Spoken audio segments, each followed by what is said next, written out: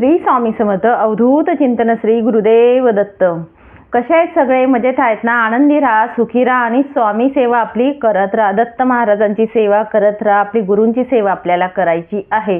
तर आजच्या व्हिडिओचा विषय असा आहे की आपल्याला गुरुचरित्र पारायण करायचं आहे। तर गुरुचरित्र पारायण हे वाचन कसं करावं त्याविषयी मी तुम्हाला सांगणार आहे।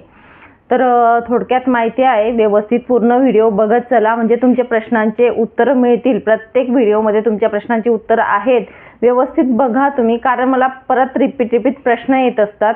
म्हणून मी तुम्हाला सांगेल की जो आपला म्हणजे व्हिडिओ आहेत गुरुचरित्र पारायणाविषयीची सगळी माहिती असते, तुम्ही व्यवस्थित बघा आणि व्यवस्थित ऐका, समजून घ्या, तर त्याच्यात तुम्हाला म्हणजे नक्कीच उत्तर मिळतील। तर आजचं मी तुम्हाला सांगणार आहे की गुरुचरित्र पारायण जे आहे आपल्याला पारायण करायचं आहे, बरोबर? तर दत्त सप्ताहामध्येच करायचं की अगोदर करायचं किंवा नंतर करायचं? तर तुम्हाला सांगू का, आता लेडीजचा काय प्रॉब्लेम असतो, मासिक पाळीचा असतो प्रॉब्लेम। तर तुम्ही मासिक पाळी असल्या कारणाने जर तुम्हाला दत्त सप्ताहामध्ये जमणार नाहीये, अगोदर करायचं असेल किंवा गावी जायचं असेल, लग्न आता चालू होणार आहे, तर तुम्ही अगोदरही करू शकता किंवा नंतरही करू शकतात। फक्त आपल्याला वेळ काळ बघून घ्यायचा आहे मासिक धर्माचा आणि अमावस्या बघायची, बाकी काही नाही। तुम्ही 12ही महिने केव्हाही तुमच्या इच्छेनुसार करू शकतात। तर फक्त एवढंच असतं की आपला दत्त सप्ताह आहे म्हणून सांगेल की गुरूंची सेवा आपल्याकडनं व्हायला पाहिजे। तर आजच्या विषयाला सुरुवात करते। गुरुचरित्राचं पारायण आपल्याला वाचन करायचं आहे। तर वाचन करायचं तुम्हाला जसं मी सांगितलेलं आहे, मांडणी दिलेली आहे, सगळं दिलेलं आहे। आपला ग्रंथ जो असतो तो हलवायचा नसतो, ग्रंथ एका जागी ठेवायचा। ग्रंथाची पूजा ही दोघी वेळ करायची असते। ग्रंथ वाचन करत असताना सगळ्यात आधी पहिल्या दिवशी आपल्याला संकल्प करावा लागेल। जर तुम्ही संकल्प करत असाल, संकल्पयुक्त सेवा तुम्हाला करायची असेल तर नक्की करा, काही हरकत नाही, करू शकतात। नाही संकल्प केला तरीही चालतं, तसंही काही हरकत नाही, पण तुमची इच्छा असेल संकल्प करायचा तर करू शकतात। आणि समजा काही अडचण आली, स्वामी महाराजांच्या कृपेने मी तर महाराजांना प्रार्थना करेन की सगळ्यांचं काही म्हणजे अडथळे न येऊ देता पारायण व्हायला हवं। पण अडथळा आला आणि पारायण नाही झालं तर पारायण आपलं अर्धवट, समजा कोणी दुसऱ्याकडून करून घ्यायचं आहे आपल्याला, ठीक आहे, ते थांबवायचं नाही आहे, करून घ्यायचं आहे। संकल्पयुक्त करा किंवा बिना संकल्पयुक्त करा। जर तुम्हाला भेटलंच नाही वाचन करायला, खूप प्रयत्न करायचा आपण मनापासून, काही अडथळा आलं तर सांगते मी, तर मग आपण कोणाला तरी सांगून करा। ब्राह्मण बाबा भेटले त्यांना सांगा, किंवा आज जो कोणी असेल शेजारी म्हणा, मैत्रीण असेल किंवा आपल्या कोणतरी असेल त्यांना हातापाया पडा, काय करा। नाहीच तुम्हाला मिळालं तर तुम्ही ते पारायण असंच्या असं राहू द्यायचं, पुरेपूर प्रयत्न करायचा अगोदर तुम्ही। नाहीच तुम्हाला कोणी भेटलं तर मग आपण काय करायचं, पारायण असंच्या असं राहू द्यायचं। आपलं सुतक किंवा ईदी काही संपल्यानंतर मात्र तुम्ही सगळं स्वच्छ करायचं आहे। जेव्हा देव आपण म्हणजे 13 दिवसानंतर असं स्वच्छ करतो, पारायणचं पूर्ण जागा नीट अँड क्लीन करायची, नंतर आपल्याला मात्र पारायण करायचंच आहे। हे लक्षात ठेवा, टाळू नका ते पारायण, कारण आपल्याकडनं अर्धवट राहिलेलं असतं। कारण मग म्हणजे आपण शब्द दिलेला असतो देवाला आणि ते अर्धवट राहून जातं, म्हणून तुम्हाला सांगेल की करायचंय नंतर, मग जेव्हा सुतक वगैरे फिटल्यानंतर पण करायचंच आहे आपल्याला कधीही। आता तर दत्त सप्ताहामध्ये आपल्याला माहिती आहे 20 ते जो आपला सप्ताह काल आहे तो 27 पर्यंत आहे। तुम्ही मांडणी करू शकतात। 19ला जरी आपण घरात करत आहोत, जसं केंद्रामध्ये 19ला सांगतील तुम्हाला, पण घरातही आपण मांडणी रात्री करून ठेवली, झोपायच्या आधी व्यवस्थित मांडणी करून ठेवायची, गोमूत्राने साफ करायचं आणि नंतर म्हणजे कसं 20ला घाई होत असते आपली, म्हणून 20ला तुम्ही वाचन करायला सुरुवात करू शकतात।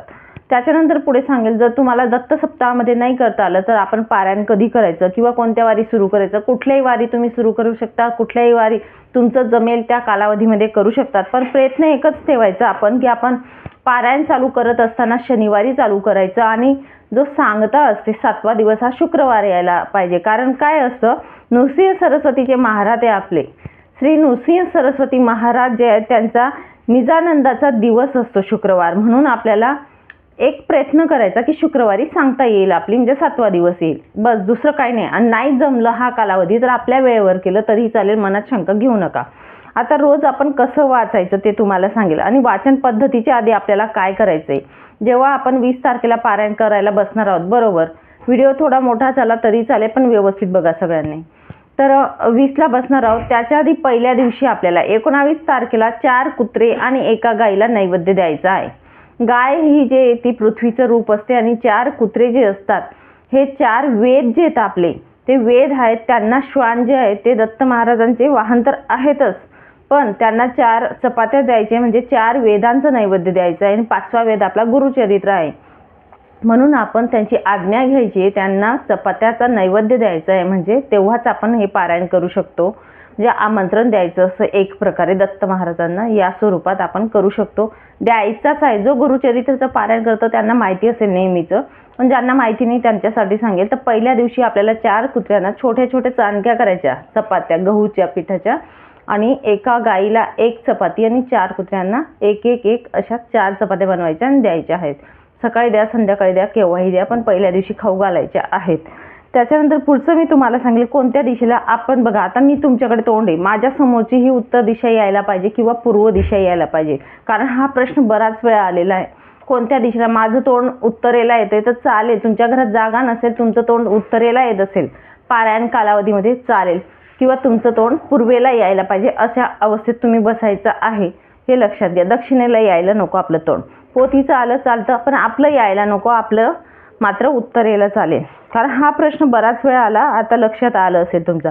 आपण बसल्यानंतर वाचनाला जेव्हाही आपण बसणार आहोत तेव्हा आपल्याला स्वामीस्तवन बोलायचं आहे. स्वामीस्तवन बोलल्यानंतर, जसं म्हणजे 20 तारखेला सकाळी बोलते मी, पहिला दिवस राहील, देवपूजा झाली, सगळं देवपूजा वगैरे करून घ्यायचा, अखंड दिवा प्रज्वलित करायचा. तर तुम्ही प्रज्वलित केल्यानंतर संकल्प वगैरे करायचा. संकल्प केल्यानंतर आपल्याला आरती करायची आहे. आरती केल्यानंतर आपल्याला धूप दीप सगळं दाखवल्यानंतर महाराजांचा अभिषेक करायचा.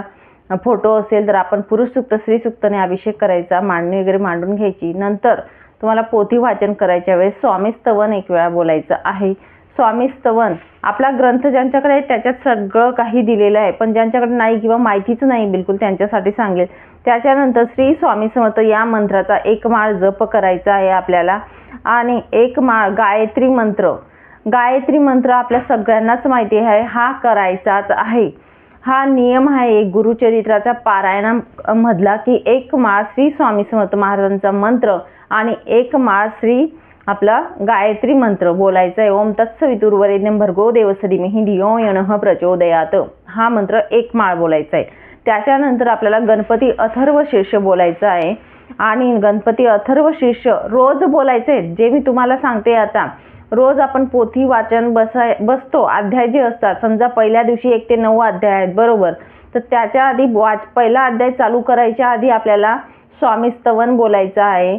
नंतर श्री स्वामी समर्थ महाराजांची 1 माळ घ्यायची आहे. नंतर आपल्याला घ्यायचं आहे गायत्री मंत्र, आणि नंतर मग आपल्याला गणपती अथर्व शीर्ष. ह्या गोष्टी आपल्याला रोज करायच्या आहेत. तर नंतर आपले पोथी खोलून आपल्याला वाचायचं आहे, वाचन सुरू करायचं आहे ग्रंथाचं, गुरुचरित्र पारायण या ग्रंथाचं. तर या प्रकारे आपल्याला वाचनाचं सुरुवात करायची आहे. पूर्ण अध्याय एका बैठकीत करायचे आहेत. प्रत्येक दिवशी, पहिल्या दिवशी किती अध्याय असतात? पहिल्या दिवसाला 1 ते 9 अध्याय असतात. गुरुचरित्राचे 53 अध्याय आहेत. मोठ्या ग्रंथ म्हणजे जो आपला दिंडोरी प्रणीत जो ग्रंथ आहे मी तुम्हाला दाखवलेला, हा याच्यामध्ये 53 अध्याय आहेत आपला. त्याच्यामधलं सांगत आहे मी तुम्हाला. पहिल्या दिवशी 1 ते 9 अध्याय असतात. दुसऱ्या दिवशी 10 ते 21 अध्याय असतात. तिसऱ्या दिवशी 22 ते 29 अध्याय असतात. नंतर चौथ्या दिवशी असतात 30 ते 35 अध्याय. 5व्या दिवसाला असतात 36 ते 38 अध्याय. 6व्या दिवसाला असतात 39 ते 43 अध्याय. आणि 7व्या दिवस जो असतो आपला शेवटचा, त्या दिवशी असतो 44 ते 53 अध्याय असतात. तर जसं आपण 1 ते 9 अध्याय वाचले, दुसऱ्या दिवशी आपण 10 ते 21 अध्याय वाचणार बरोबर. पण डायरेक्ट असं नाही की आपण उठलो आणि लगेच बसलो आणि सुरुवात करायची पोथी वाचायला, हे करायचं नाही. आपल्याला देवपूजा करायची. देवपूजा केल्यानंतर महाराजांचा तुम्हाला अभिषेक रोज करायचं करा, नाहीतर पहिल्या दिवशी शेवटच्या दिवशी करायचं करा, तसंही चालेल. नंतर तुम्ही देवपूजा केल्यानंतर दिवा वगैरे आपला अखंड दीप बघून घ्यायचं, सगळं बघायचं. पोथीला पूजा करायची, धूप दीप दाखवायचं, आरती करायची. आणि आरती सकाळी आणि संध्याकाळी. तुम्ही जर सकाळी वाचनाला बसणार असणार तर सकाळी करा, किंवा तुम्हाला दुपारी वाचन करायचं आहे पण मात्र आरती सकाळी. आपण देवपूजा करतो तेव्हा पोथीची आरती करायची आहे आपल्याला. तुमचा वाचनाचा टाईम कोणता ठेवायचा तुमच्यावर अवलंबून आहे. तर मी सांगेल परत तुम्हाला, 4 नंतर वाचन करायला चालत नाही गुरुचरित्राचा. हा प्रश्न बराच वेळा आलेला आहे. एका दादाने परत विचारलं की संध्याकाळी 7ला मी वाचू शकतो का? तर माझं मत पण नाही आहे आणि ग्रंथामध्येच तो नियम दिलेला आहे. मठांमध्ये पण हा नियम आहे की 4 नंतर पोथी वाचायचीच नाही आहे गुरुचरित्राची, कारण तुम्ही कराल त्याचं पुण्यही तुम्हाला मिळायला पाहिजे असं मला वाटलं. आणि 12 ते 12:30 हा कालावधी दुपारचा जो असतो तिथे वाचायचं नाही. वाटल्यास तुम्ही सकाळी 3ला उठून केव्हाही वाचन करू शकतात. सकाळचा वेळ घ्या, केव्हाही घ्या तुमच्या वेळेनुसार. 12 ते 12:30 हा घ्यायचा नाही. भिक्षेचा वेळ असतो दत्त महाराजांचा. त्या वेळेत कोणतीही सेवा करायची नाही, महाराजांची असो किंवा दत्त महाराजांची असो. आणि 4पर्यंत वाचायचे, 4च्या आधी तुम्ही करू शकतात. तर अशा प्रकारे आपल्याला ग्रंथ वाचन करायचं आहे. नंतर संध्याकाळी आरती घ्यायची. वाचन करायच्या आधी तुम्ही आरती वगैरे करून घ्यायचे. दोघी वेळ नैवेद्य वगैरे दोघी वेळ दाखवायचं, ही वाचन पद्धती असते. या प्रकारे तुम्हाला रोज वाचायचं आहे. नंतर तुम्ही श्री स्वामी समर्थ महाराजांच्या 11 माळी ज्या करायच्या असतात, आता केंद्रात असतात तिथल्या तिथे घेतल्या जातात 11 माळी. जसं वाचनाला बसतात त्याच्या आधी आरती होते, भूपाळी नंतर 4 माळी आणि एक आपला कुलस्वामिनी जी असते, 99 मंत्र जो असतो त्याची पण एक माळ घ्या ती, किंवा 11 वेळा तरी बोला तुम्ही, कारण आपला कुलस्वामिनी आईचा पण आपल्याला आशीर्वाद हवा असतो. म्हणून तुम्ही 11 वेळा तरी 99 मंत्र हा बोला. मला म्हणजे असं सांगायचं तुम्हाला, जेव्हा आपण स्वामी समर्थ महाराजांची एक माळ घेतो त्यावेळेस. आणि नंतर मग केंद्रामध्ये सकाळी 4 माळी घेऊन घेतात. नंतर आपली 10:30ची आरती होते. वाचन वगैरे झालं, अध्याय झाले की 10:30ची आरती होते. नंतर 4 ज्या उरलेल्या माळी असतात त्या घेऊन घेतात, म्हणजे तिथे 11 माळी होऊन जातात. मग तुम्ही हा ग्रंथ वाचल्यानंतर, आपण सकाळी जर ग्रंथ वाचन करत असणार तर तेव्हा एक माळ श्री स्वामी समर्थ या मंत्राची घेतली अगदी तरीही चालेल. नंतर तुम्ही जेव्हा वेळ भेटेल, तुमचं घरातलं काम वगैरे ते पण आलेलं तर प्रश्न, घरातले कामं करू शकतात, काही हरकत नाही. पोथी वाचल्यानंतर त्या पोथीला हात लावायचा नाही. नंतर नैवेद्य दाखवायला उघडायची, परत बंद करून ठेवायची, पोथी उघडी ठेवायची नाही. कपडा परत फोल्ड करून जशीच्या तशी ठेवून द्यायची, पाठ हलवायचा नाही येतो. आपलं घरात दिवसभर तुम्ही कामं आवरू शकतात. आपल्या वेळेनुसार दुपारी तुम्ही 11 माळी जप श्री स्वामी समर्थ महाराजांचा करू शकतात, काही एक हरकत नाही. संध्याकाळी आपल्याला डायरेक्ट आरती करायची, नैवेद्य दाखवायचं आहे. विष्णू सहस्त्रनाम आपल्याला संध्याकाळी बोलायचे, झोपायच्या आधी केव्हाही तुम्ही बोला, पण बोलायचंच आहे विष्णू सहस्त्रनाम. ही गुरुचरित्र ग्रंथ वाचनाची पद्धत झाली. आता जेवढं आहे तेवढं मी तुम्हाला सांगितलं. ग्रंथामध्ये ही माहिती दिलेली आहे. जर तुम्हाला समजलं नसेल तर हे बघा, हा जो ग्रंथ असतो आपला, या ग्रंथामध्ये पहिल्या पानावरती सगळी काही जे नियम अटी वगैरे असतात ना, इथे दिलेलं असतं. गाईचा नैवेद्य पण दिलेला असतो. नंतर सगळं काही दिलेलं असतं. परान्न भक्षण वगैरे करायचं नाही, सगळं काही दिलेलं असतं. त्यामुळे मनात शंका आणू नका. जर समजलं नाही तर नक्कीच विचारा, मी सांगेल परत तुम्हाला काही शंका वाटली असेल तर. पण तेवढंच सांगेल की 4च्या अगोदर तुम्ही पारायण करा, नंतर पारायण करू नका 4 नंतर. कारण तुम्ही एवढं करणार सेवा आणि ती फलित व्हायला पाहिजे काहीतरी, म्हणजे असं मला वाटतं. एवढंच सांगेल. आणि नियम तेच आहे, तेच मी तुम्हाला सांगितले. चला मग इथेच थांबते. सांगितलेली सेवा जी आहे ती दत्त महाराजांच्या चरणी अर्पण करते आणि इथेच थांबते. नंतर अजून भेटेल पुढच्या व्हिडिओमध्ये नवीन माहितीसोबत, नवीन विषयासोबत. तोपर्यंत श्री स्वामी समर्थ अवधूत चिंतन. श्री गुरुदेव दत्त. व्हिडिओ आवडला असेल तर लाईक करा, शेअर करा आणि सबस्क्राईब करा, जेणेकरून माझा येणारा प्रत्येक व्हिडिओ हा तुमच्यापर्यंत पोहोचेल. म्हणून सबस्क्राईब करायला विसरू नका.